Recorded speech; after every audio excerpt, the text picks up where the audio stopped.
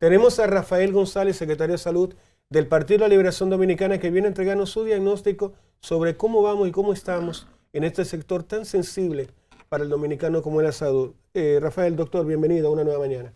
Buenos días, gracias por permitirme dirigirme al país y al mundo. Y vamos arriba, manos a la obra. Doctor, yo quiero hacer la primera pregunta porque una de las cosas que yo creo que nos da pena a todos los dominicanos o que nos pone el corazón a latir es cuando tenemos un familiar enfermo o cuando nosotros mismos pasamos por una situación de salud, ya sea por temas de presupuesto porque no tenemos el dinero y se posterga, o por la situación precaria en que están algunos de nuestros hospitales.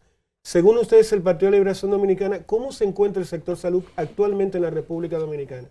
Mira, yo siempre he dicho que a partir de lo ocurrido con SENASA, con el único plan que llegó este gobierno a dirigir la cosa pública en salud fue con robarse a SENASA. Y hago esa afirmación porque el team que dirigió SENASA hasta el escándalo, que está hoy prevenido, una parte de lo que armaron eso y otra parte de lo que manejaron el dinero, están prevenidos pero en su casa, fue con ese, porque ellos estudiaron el sistema operativo de SENASA, fueron a empaparse 3 veces antes de tomar posesión en SENASA y todo se armó desde el sistema de autorizaciones y prescripciones con esta institución. No obstante a eso, no hay ninguna otra señal de que este gobierno haya llegado con un plan de salud para mejorar lo que encontró bueno e introducir algunos planes que mejoraran el sistema. Doctor, pero es que a veces yo siento como que el dominicano cree cuando va a un hospital que de alguna manera tampoco el PLD hizo algo, es decir, se deterioró tanto bajo el régimen o el gobierno de Luis Abinader que tenemos hospitales con ratones, en total precariedad, no hay insumos. ¿En 5 años se puede deteriorar tanto un hospital?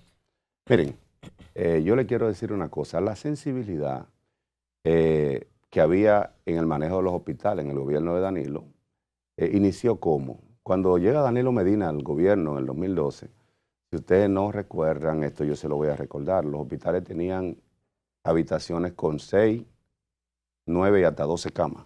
Ocurría eso en el Darío Contreras, ocurría en el Gostier, ocurría en el Hospital Marcelino Vélez Santana, ocurría en todos los hospitales de la capital.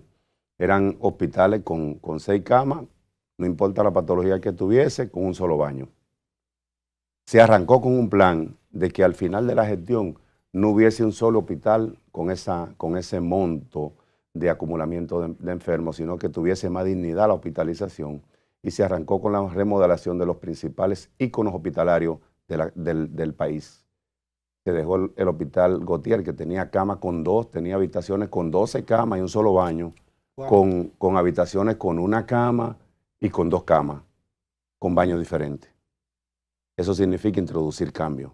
Pero también se eliminó el copago, que era el copago que el paciente tenía que pagar una cuota. Iba a una consulta y pagaba 30 pesos, que pagaba 15 pesos. Se eliminó. Se eliminó. Entonces, ¿qué significa eso? ¿Qué significa eso? Discúlpeme. Que se llegó con un plan. Vamos a remodelar los hospitales para que no parezcan almacenes. Vamos a dignificar. Doctor, porque el plan fue buenísimo. Enfocó los problemas que había en la ciudad, en el interior. Entonces empezaron la remodelación de 56 hospitales al mismo tiempo. Se aprende de la experiencia. Lo que pasa es que el presidente Danilo Medina, fruto de un impacto que no ha vivido nunca, se detuvo en el Darío Contreras.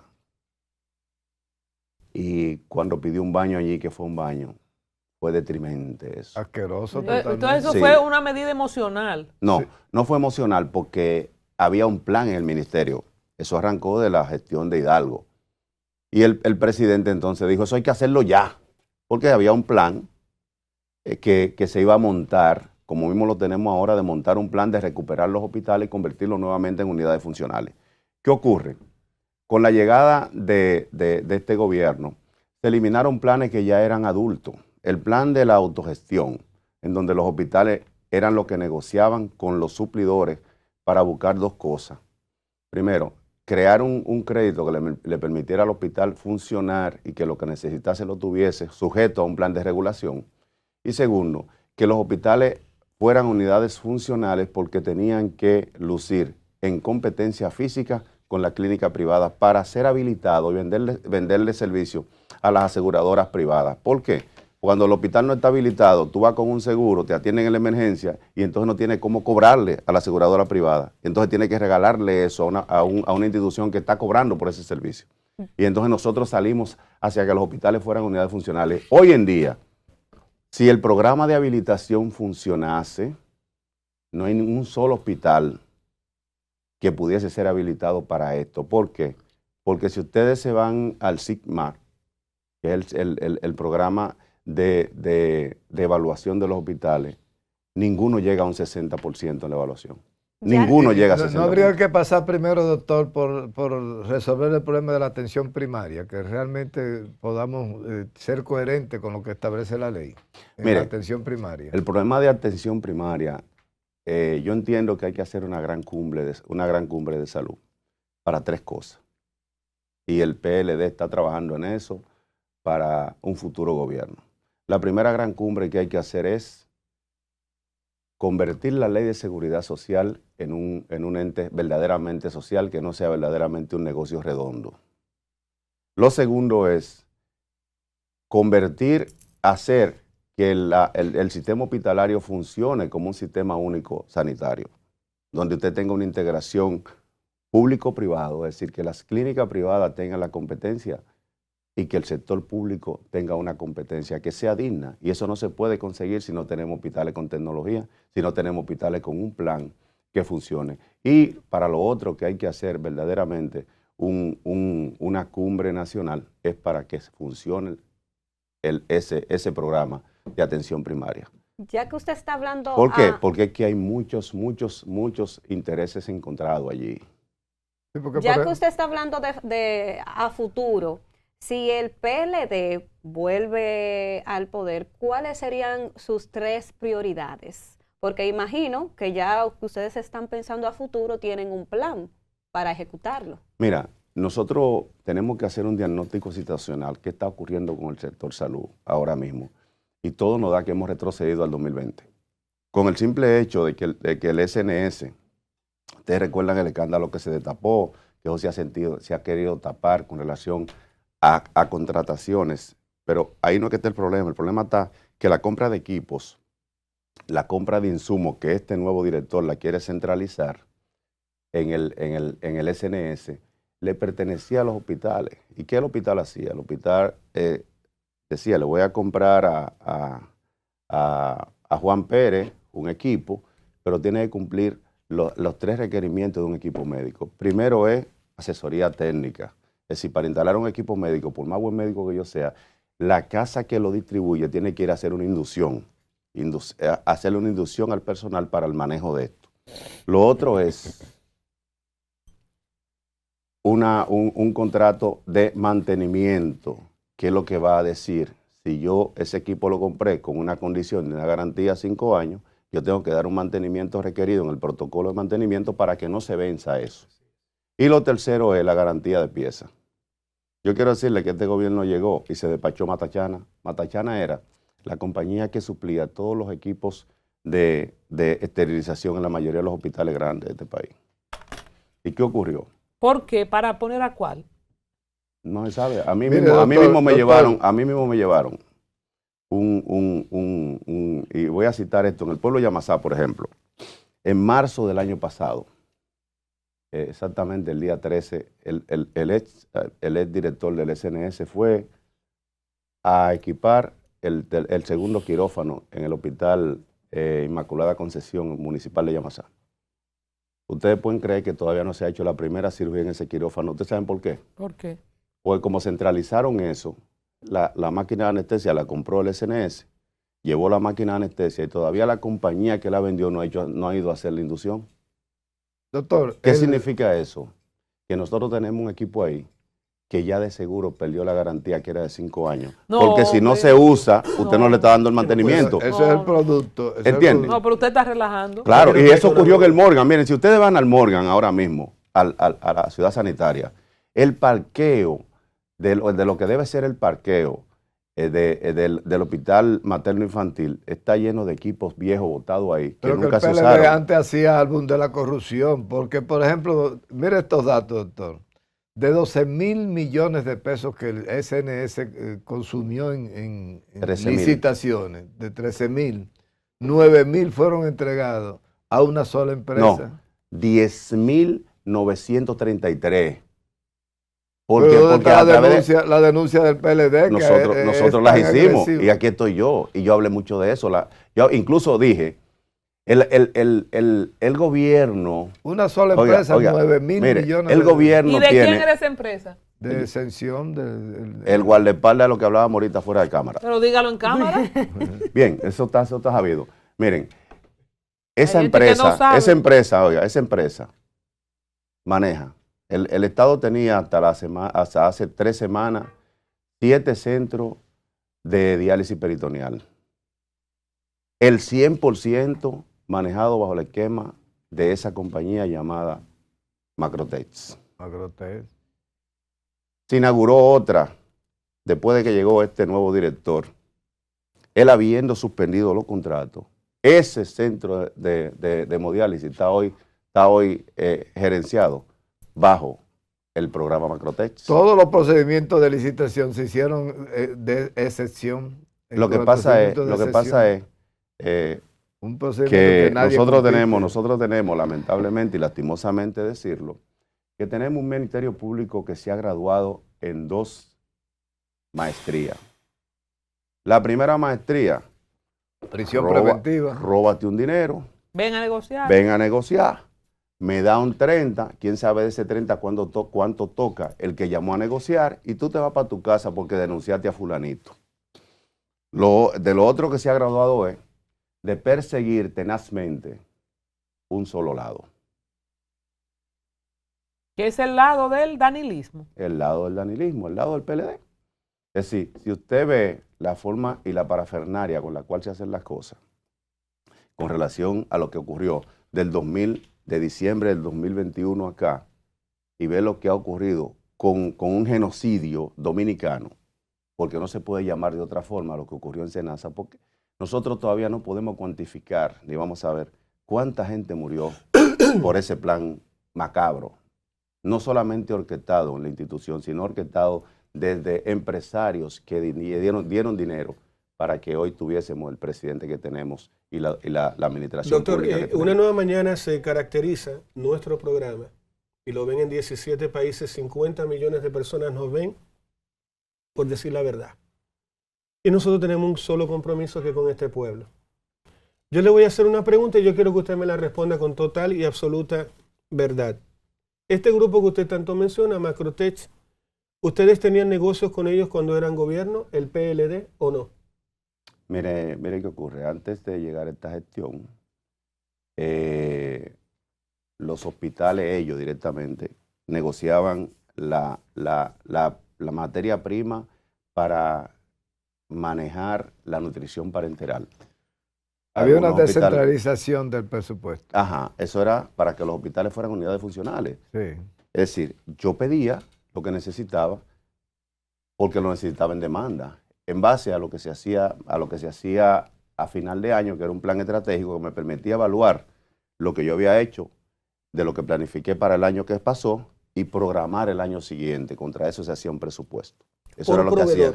Eso lo hacían los hospitales. Por proveedor. Entonces, el hospital, los que suplían esto eran 3 compañías, lo suplía Bionuclear, lo suplía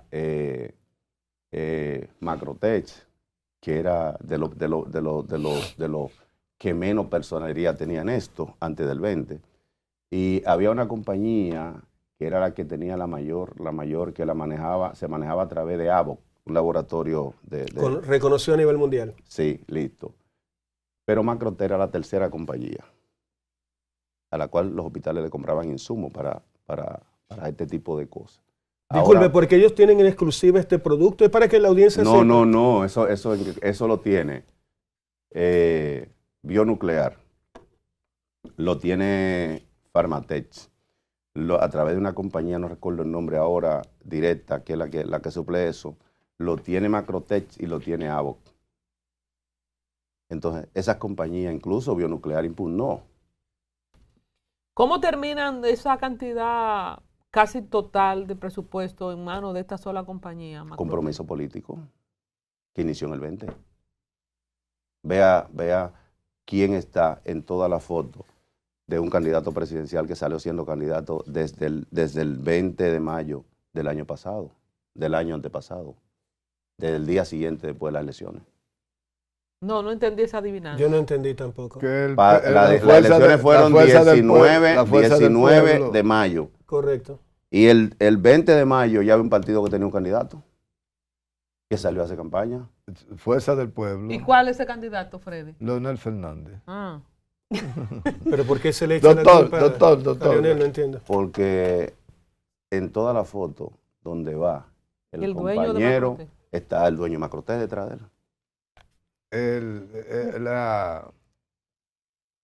Freddy, no hay nadie atrás de mí en foto. A ustedes se le ha olvidado esto, que un senador que fue senador del PLD y después fue ministro por 8 años, fue senador por una boleta que apoyó el PRM en Agua. ¿Tú hablas de Bautazo Rojas? Yo no sé. Doctor. ¿Y qué tiene que ver Bautazo? Hay cosas porque fueron aliados. Doctor. Hay la necesidad, porque por ejemplo, yo veo que domina muchos datos, pero yo le digo, Senasa 2.0, ya usted sabe de qué se trata, quiénes están encartados, quiénes son los investigados, cuál es la situación ¿se va a proceder jurídicamente contra esa gente? Yo quiero decirle, nosotros hicimos la denuncia de que en Senasa había problemas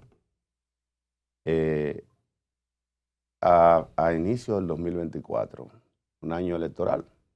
Pero comenzamos a hablar de eso en el 2023, que incluso yo hice una visita al pasado director, para hablarle de lo que yo entendía que estaba pasando en Senasa. No obstante a eso, hicimos la denuncia. La respuesta del presidente fue la siguiente. Lo que pasa es que la oposición quiere que saquemos 2.4 millones de nuevos afiliados a Senasa. Y nosotros lo que estamos haciendo es resolviendo el problema económico de Senasa. Hago la cita. Senasa lo que necesita es una mayor colaboración que nosotros estamos haciendo. Y dijo, mirando el micrófono, eso es calidad del gasto. No obstante a eso. Muy buena calidad. No obstante a eso, era una calidad para pagar favores políticos. Y yo le quiero decir, con relación a eso, que nosotros hicimos esa denuncia. El presidente inició una investigación en Senasa que duró un año, pero no duró un año investigando. Duró un año el gobierno inyectándole recursos, de lo cual usted y yo estamos afectados, porque se le entraron recursos ahí, que si usted tiene ahorita un accidente laboral, ahí se metieron 10.000 millones de Lidopril para tapar el hoyo de Senasa el año pasado. No obstante a eso, ese año que se tardó el Ministerio Público en actuar, se tardó, mire, buscando tapar para que fuera el impacto lo menor posible. E incluso... ¿Usted dice que el Ministerio Público es cómplice de estos criminales, doctor? Yo no digo que el Ministerio Público es cómplice, no estoy aquí para acusar a nadie, pero a todas luces vemos cómo el Ministerio Público instrumenta un expediente, busca la prueba, presenta el expediente, el que le instrumentan el expediente se declara responsable de eso y no se hace un proceso legal, un proceso penal contra ese individuo. Doctor, bastó con una renuncia, con salir del palacio. Doctor, hablemos un poco de infraestructura. Nos hemos quejado muchísimo de muchas infraestructuras que están inconclusas, deterioradas, que no son dignas para que un ciudadano se atienda.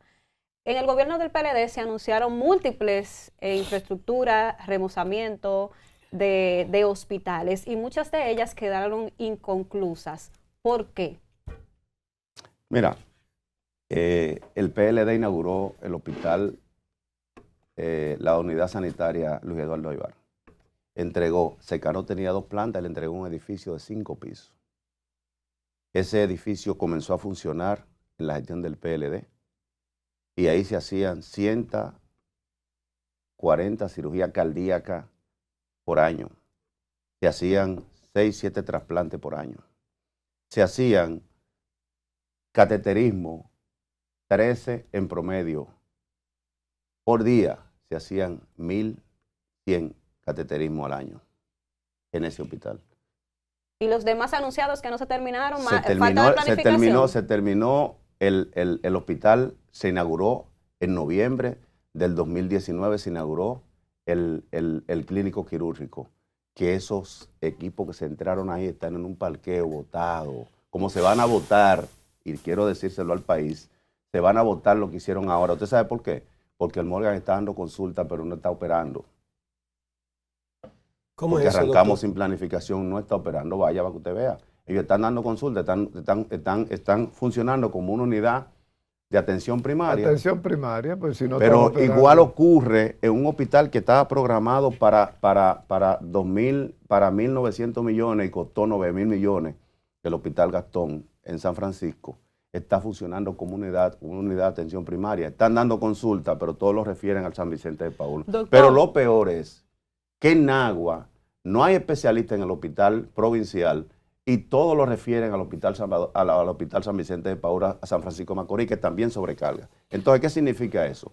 Que en un año los equipos que usted no está usando habrá perdido la garantía. ¿Por qué? Porque si usted no lo usa no le va a dar mantenimiento. No. Y cuando usted vayan del suplidor y le diga, mira, yo comencé a usar esto, ya vamos a darle mantenimiento. No, usted tenía que darle mantenimiento cada 6 meses a eso y usted no se lo dio. Ya usted perdió la garantía. Doctor González. ¿Entendió? Entonces, yo eso va a quiero- ocurrir, discúlpeme, eso va a ocurrir en el hospital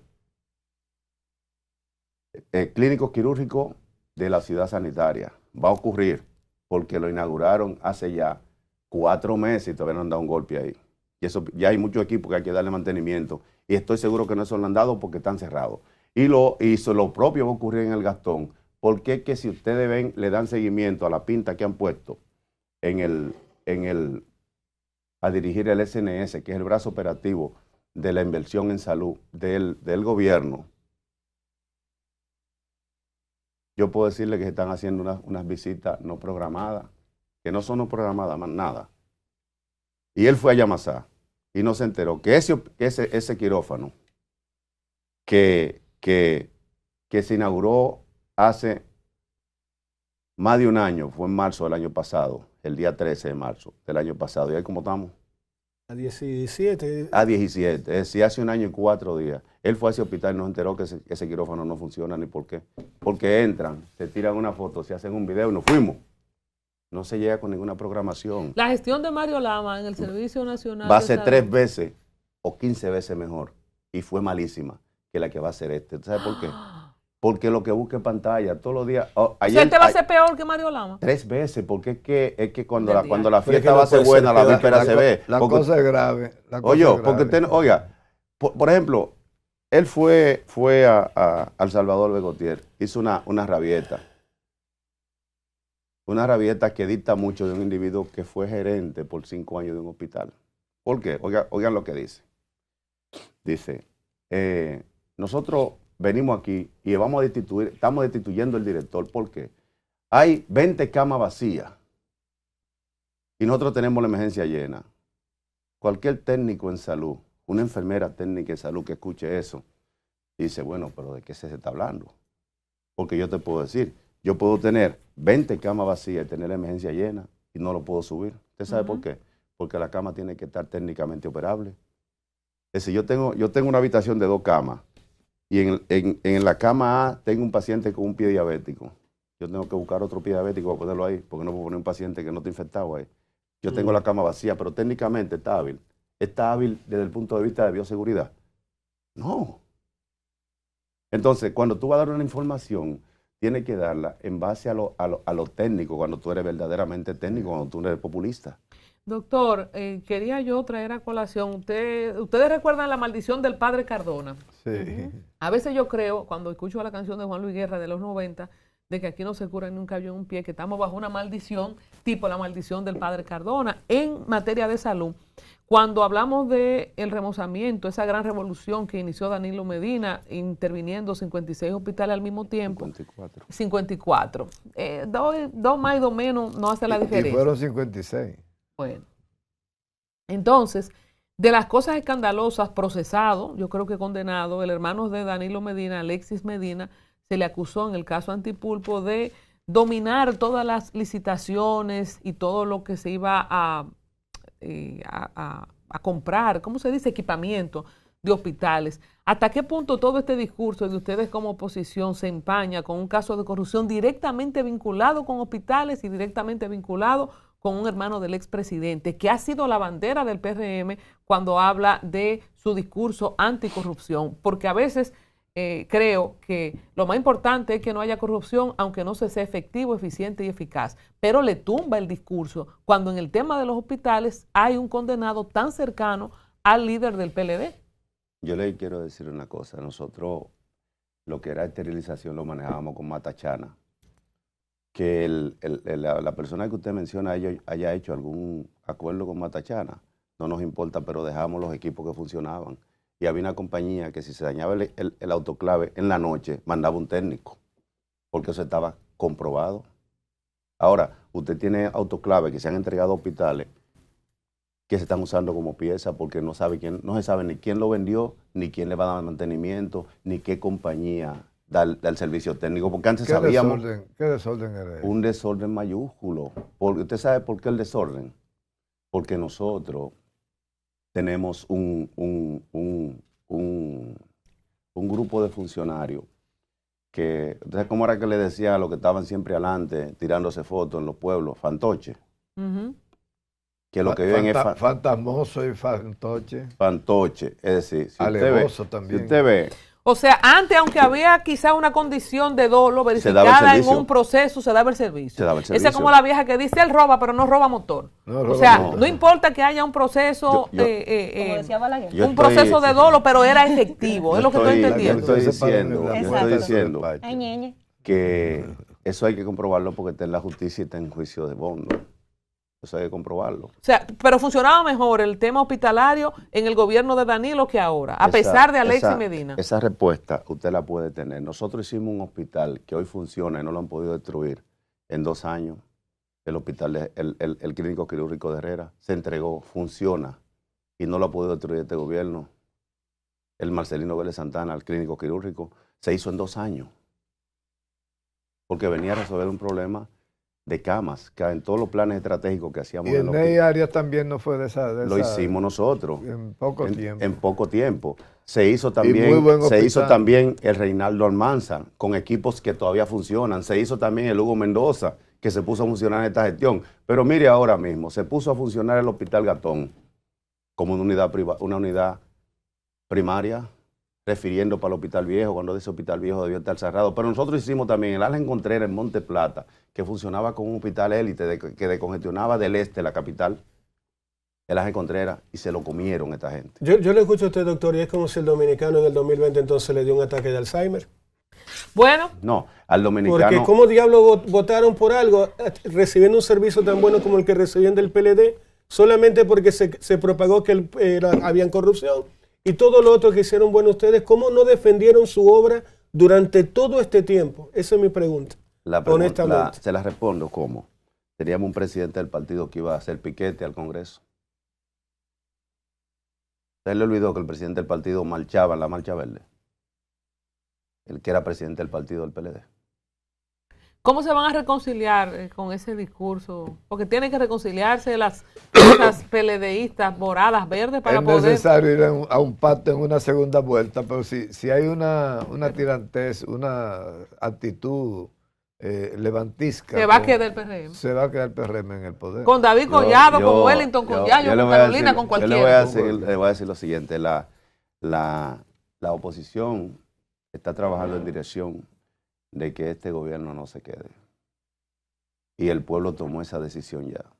Y ustedes van a seguir viendo los estudios que van a seguir saliendo. El gobierno nada más necesita una cosa para quedarse en el poder, que ustedes no se unen. Si no se une la oposición, si no hay una unidad de la oposición, el gobierno que sigue ahí tan tranquilo como Johnny Walker. Bueno, Rafael González, secretario de Salud del PLD, señores, nos ha Próximo traído... ministro de Salud Pública, entonces tenemos que ser amigos de Rafael. Claro, no, pero vamos a ser amigos del ministro, porque yo siempre soy amiga de los candidatos y cuando llegan no vuelven más.